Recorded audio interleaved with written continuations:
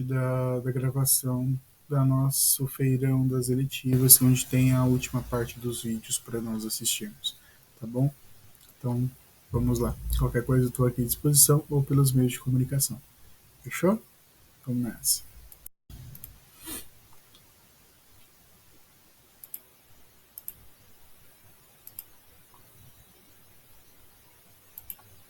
A minha apresentação tem 4 partes. Eu vou falar sobre a dor, a minha dor, a dor que me levou e a nossa dor que nos leva a agir. Agir é a nossa segunda parte. Quando você age, você começa a se desenvolver. E por último, é a fase de disseminar. Hoje, eu já estou na fase de disseminar, mas vamos começar pela minha dor.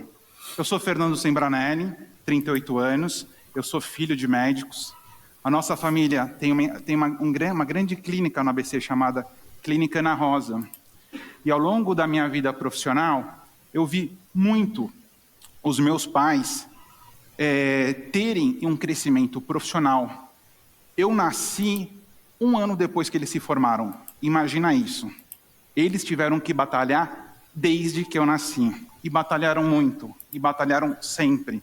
E hoje meu pai ele é uma referência muito grande na região, que muitos dos colegas das indústrias farmacêuticas aqui presentes com certeza o conhecem e visitam lá na nossa clínica, que é o Dr. Silvio Sembranelli Neto. Uma referência, né? A minha dor começa ao ver o sucesso profissional do meu pai crescendo e o nosso negócio ao longo dos anos, muitas vezes na UTI. E é por isso que eu estou aqui hoje. Porque, gente, como é que você pode ter um profissional com estabilidade emocional, satisfeito, atendendo bem, se o negócio dele está na UTI? Não sei se alguém aqui já passou por essa situação. Uma unidade de negócio que está muito mal, né? Uma coisa, gente, é ter o sonho. O sonho tem o preço e o sonho tem a estrutura. E o que começou a mim...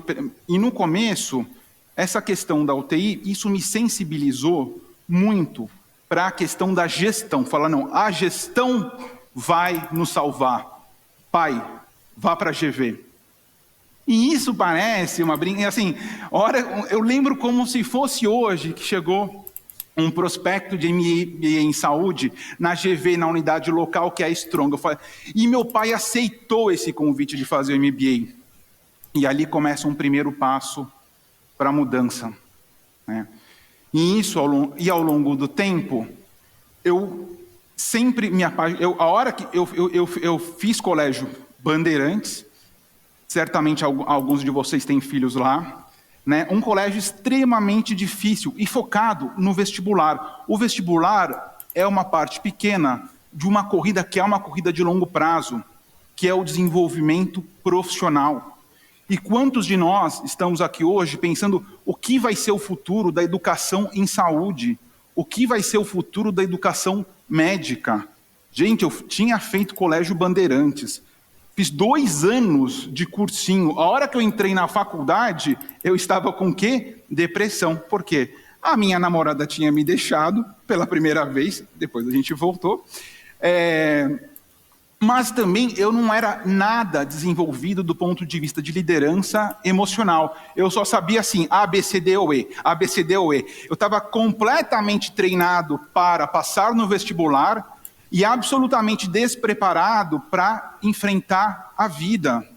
E aí a gente fala, mas o profissional de saúde tem muita depressão, né? Tem sim, mas eu só consegui entender esse ciclo a hora que eu me desenvolvi profissionalmente, pessoalmente, tendo tranquilidade de enfrentar um palco como esse. Para quê? Para enfrentar um diálogo com todos vocês, sem proteção. Comecei a medicina, e quando eu estava e eu sempre gostei de administração. E tinha uma questão que eu não entendo muito bem, eu tinha uma questão, eu entrei na medicina, mas eu gosto de administração. Ou vai ser um, ou vai ser outro. E hoje eu entendo que, caralho, tem que ser os dois. As pessoas não são únicas. Não dá mais para a gente olhar para o perfil do profissional e achar, eu sou só urologista. Você vê cada vez mais, e eu tenho certeza que na empresa de vocês, as pessoas têm cada vez mais o desejo de se desenvolver. em mais de uma área, seja através de graduação, Coursera, online, cursos presenciais, meetups. O que a gente precisa é aprender a desenvolver as pessoas, porque certamente a graduação só não dá conta disso. Mas, quando eu estava no 4º ano da faculdade, eu tenho um perfil acelerado, isso é fato. E na realidade, eu tive um episódio de mania. E posteriormente, acabei tendo outros 2 episódios de mania e fechei um diagnóstico de bipolaridade. E isso foi uma coisa extremamente impactante. Porque, mesmo em situações públicas, eu até bem pouco tempo falava muito pouco, porque parece que tem um estigma que a culpa é sua. Você tem depressão, você é bipolar, você tem uma doença mental, que a culpa é sua. Você fez alguma coisa na sua vida, você cheirou um baseado, vai, fala.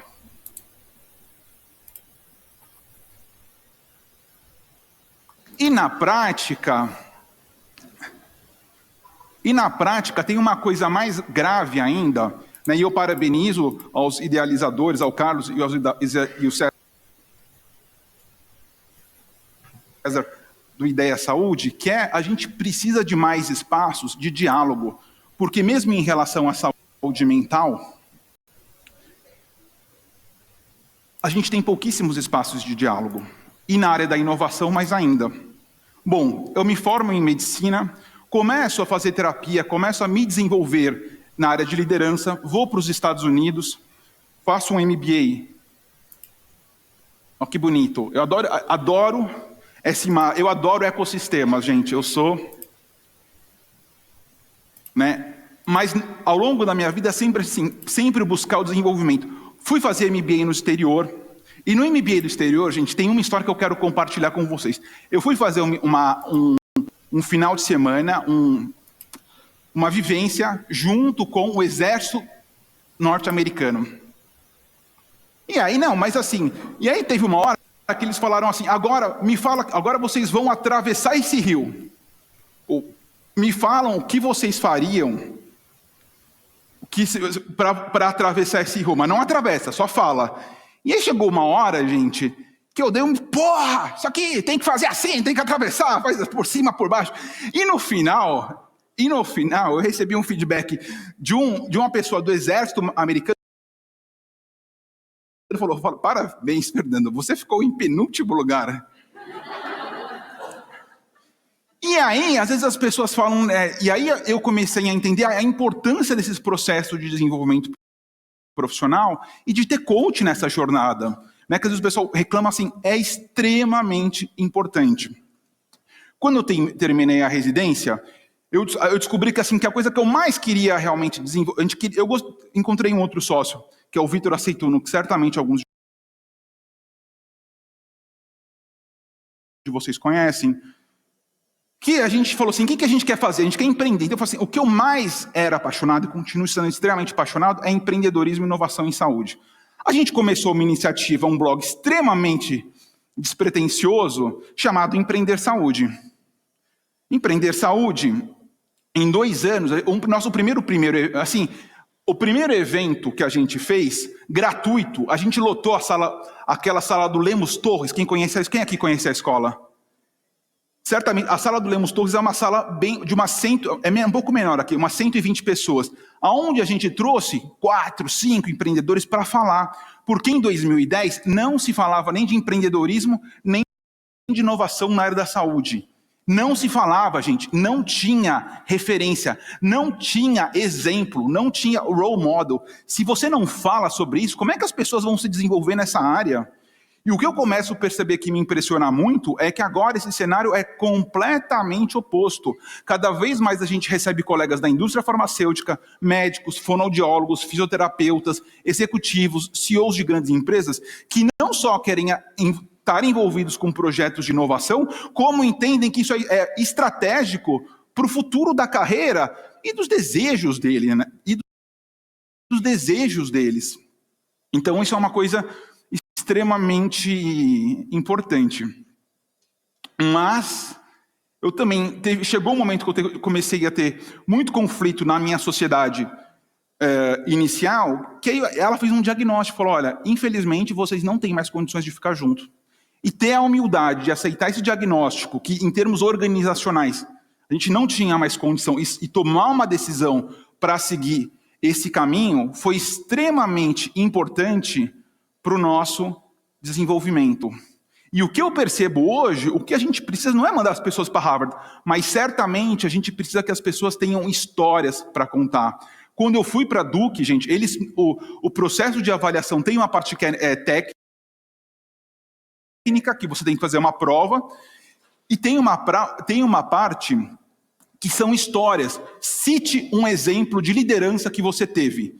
Gente, eu não tinha nenhum exemplo de liderança. Cite um impacto organizacional. E aí, isso que eu tinha feito Bandeirantes, eu tinha feito 2 anos de Anglo, eu tinha feito Paulista, e eu não tinha histórias para contar. Olha que coisa triste. Tenho certeza, muitos de vocês que fazem processo de seleção, vocês perguntam qual que é a história desse candidato, o que ele já fez, o que ele já realizou, aonde ele errou. Né? E aí, o que eu comecei a fazer? E aí, através dessa provocação que eu comecei esse site, esse blog, essa iniciativa, o Empreender Saúde, que depois se juntou com a Live Healthcare, a gente lançou um produto que é o Healthcare Innovation Show, que certamente muitos de vocês conhecem, né? Nós crescemos profissionalmente, e para o meu avô, gente, meu avô tem uma cachaça, que é cachaça Mato Dentro, que ele tem 94 anos. Gente, você tem um avô que começa uma cachaça com 70 e com 94 continua fazendo, e o que ele gosta? De vender, de fazer. Eu vou lá conversar com ele, ele tem uma série de ideias. Então, para ele, a gente fez uma nova embalagem, fizemos um novo vasilhame, fizemos um projeto de inovação, que com muito orgulho ele usa até hoje, assim. Então, realmente, o que nos transforma, que eu acho que é muita provocação que o Carlos e que o evento faz, agir nos transforma. Nós temos a obrigação de, a partir dessas dores que nos marcam, aprendermos a nos desenvolver. E na minha questão de saúde, que é a bipolaridade, eu tive que aprender a criar uma rotina, e não só uma rotina, mas criar uma série de práticas para me desenvolver. Médico é fundamental, ir no médico é fundamental, terapia é fundamental, ter adesão a medicamento é importante. Né? De vez em quando a gente tem uma briga com a minha terapeuta, falou, Fernando, você tem que tomar o remédio da manhã. Mas acima de tudo, gente, o que eu acho que a gente está, né, cada vez mais caminhando é entender que esse processo de inovação é um processo que nem ir na academia. Tem que ir sempre, toda semana. Tem que ter prática. Isso que é o mais difícil para você fazer qualquer transformação, qualquer inovação na sua vida. E é por isso que é tão desafiador fazer a inovação no negócio de vocês, na sua vida pessoal, porque tem que ter muita disciplina, né? E isso é uma coisa que a gente entendeu, que a gente começou a entender porque o processo de desenvolvimento tem que ser contínuo. Né? A questão, e o que eu vejo hoje, o que a gente começou lá como Empreender Saúde, continua dando força, e o agir é uma questão absolutamente fundamental. E hoje, o que nós somos? Né? Hoje, a minha empresa, a minha iniciativa é o Health Nova Hub, que é um hub digital de inovação em saúde, que vocês estão convidados a participar. A gente trabalha com aceleração, seja da pessoa, do ecossistema, né? A aceleração de startups, uma grande comunidade. A gente é a maior comunidade de empreendedores inovadores em saúde do Brasil. Quem faz parte, né, quem faz parte conhece um pouco. A gente acredita muito no pilar comunicação. Né? É fundamental a gente comunicar, a gente está aqui. Eu estou aqui, certamente, em função dessa comunidade, que em algum momento o Papini chegou até nós, eu não lembro nem, né, a gente muitas vezes nem sabe como. E no final, a questão da educação. Então, aceleração, comunidade, comunicação e educação. E o que a gente percebe? O que a gente percebe é que realmente o processo educacional hoje vai ter que mudar.